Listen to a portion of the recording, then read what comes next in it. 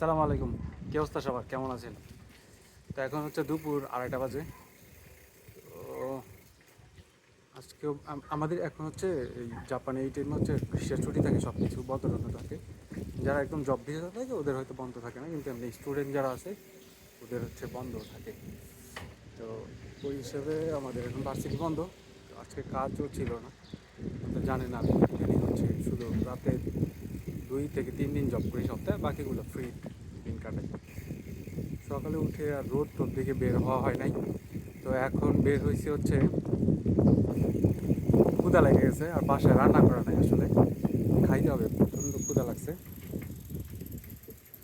এখন ভাবতেছি কোথায় খাবো।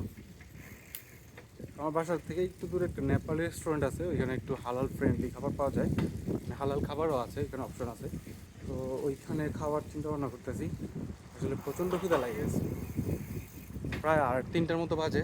সকালে খাইছিলাম ঘুম থেকে ওইটা 8টার দিকে, তখন নাস্তা করছিলাম। তো এখন আর আবার রান্না করে খাইতে ইচ্ছা করতেছিল না। চিন্তা করছি একদম সন্ধ্যাবেলায় রান্না করবো, এখন বাইরে থেকে খাই আসি। এই উদ্দেশ্যে বের হয়েছি, চলে যাই দেখি কি খাওয়া যায়।